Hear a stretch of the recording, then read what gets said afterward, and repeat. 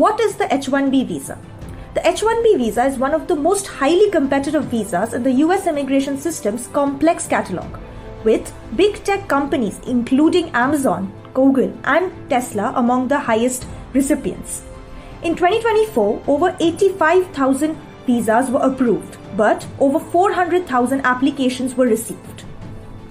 The H1B visa is geared towards professionals and skilled workers and are most often used by the software engineers and others in the tech industry, making it critical for hard-to-fill positions. More than 7 in 10 recipients of H1B visas are from India, followed by China, Canada, and South Korea. Ahead of Trump's return, the Biden administration announced an overhaul in the H1B visa program, aiming to modernize the program, speed up applications, and impose penalties on companies abusing the system, a complaint Trump and the MAGA movement have had in the past. These changes include automatic extensions for full-time students, easier extensions for other students, and revising the definition of specialty occupation. The new rules will come into effect on Jan 17, 2025, 3 days before Trump enters office. The big tech industry hopes that tech giants like Musk, who have developed a strong bond with the president-elect, could convince Trump to offer more visas to highly skilled foreign workers. One of the hardest calls that I've had to make in the 18 years of running the company. Company-wide announcements from tech CEOs have all had similarities recently. This is a very difficult decision. Tough decision. Amazon is preparing to lay off up to 10,000 workers. Meta is cutting 11,000. Netflix has made big cuts, so has Shopify, Snap, Twitter. Well, maybe that's a unique circumstance. Here are the macro and micro reasons why the tech industry is seeing massive layoffs right now. Picture it, Silicon Valley 2019. These 3 major tech companies' revenues were growing steadily as everything moved online, and their number of employees was also growing. Then, of course, the pandemic hit. People began shopping from home, binge watching, and just generally being online more. Not only did the revenues of many of these tech companies skyrocket, but so did their headcount. I think Amazon is the quintessential example here. If you're promising 2-day shipping, you have to deliver 2-day shipping. Amazon, in response, just had to hire many, many more people. Not only did Amazon grow its delivery operation, but it also grew from its web services. Companies and businesses that might not have been online before now had an online presence. You have to host that data somewhere. And so Amazon saw their cloud computing service do very well during the pandemic. Revenue stayed high through 2021, and many tech CEOs thought the growth would continue at the same rate they had seen for the last 2 years. We're going to continue to invest aggressively into the growth opportunities that we see.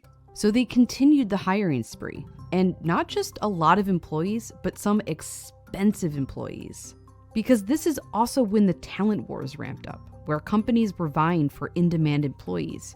Facebook launching the metaverse is a prime example. From now on, we're going to be metaverse first, not Facebook first. We saw about 100 or so people leave Microsoft for Meta, and some of these people who left the company said that they were being offered double their salary. But by 2022, consumer habits had changed in a big way. People were no longer stuck inside. Netflix saw a drop in subscribers for the first time in over a decade.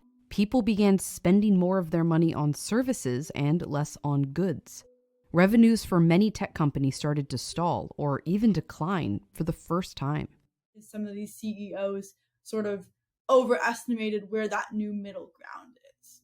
Which is why they're explaining, while apologizing, that they grew too fast. Each tech company has also faced distinct problems. A major one, Apple's privacy change, which required apps to ask users if they wanted to be tracked. It affected a key component of many of these social media companies' digital ad-focused business models. Add in the threat from TikTok taking away viewership from other social media platforms. When you have all these things happening at the same time, I think that's what really did it for these companies and put them in.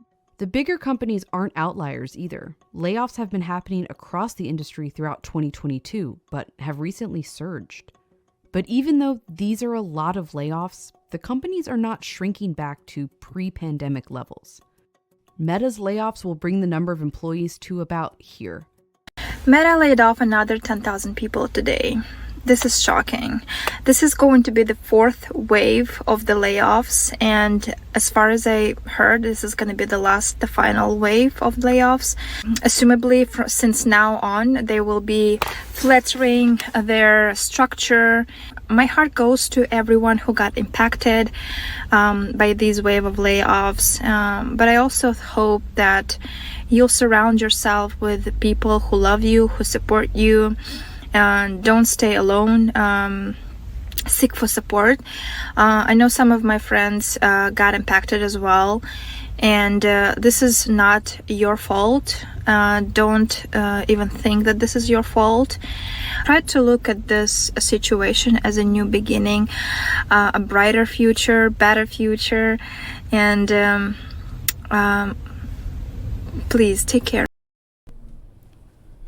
Finding a job will only get harder, and a remote one next to impossible. When applying for a remote position, you're not only competing against the local talent, but also highly qualified talent from around the world. There are hundreds, even thousands of applicants applying for the same position. On top of that, most of these guys are working 2 or more remote jobs at once. The competition only gets fiercer for top-tier positions or in desirable fields experiencing rapid growth. Your best bet is to create your own remote online business. According to Allwork, by 2027, the majority of the U.S. workforce will freelance. If the labor market was a patient, it would be on life support. It's over. In my opinion, the reason why many of these tech companies are laying off is due to lack of qualified workers. As we move into AI, most American tech workers can't compete. We've heard for years we rank low in science and mathematics. Now it's starting to show. But they're not saying it. Ever since post-COVID, we're living in a global job market, and you're competing with talent from around the world, and top-tier guys get the best positions off the top. So between H1B visas, which 85,000 were approved in 2024, and guys working multiple six-figure salary tech jobs, this leaves the rest of the global job market fighting over scraps. Soon, if you don't figure out a way to make money online, you're going to be subjected to a low-wage job. Unless you're working in STEM, the internet has disrupted a multitude of industries, including but not limited to media, transportation, and now the labor industry. Social media has all but destroyed traditional media. Who reads newspapers, magazines, listens to radio, or watch TV anymore? Just think, Uber disrupted the taxi business by becoming the biggest taxi company in the world without owning any vehicles. Now, according to Allwork, freelancers are hijacking the U.S. workforce in real time and will complete the mission by 2027.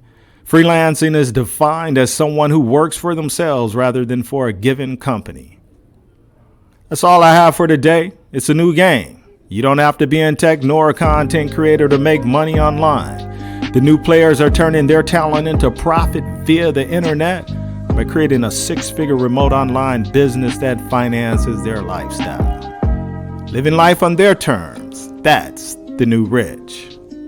Like, share, subscribe. I must go live. I'm out.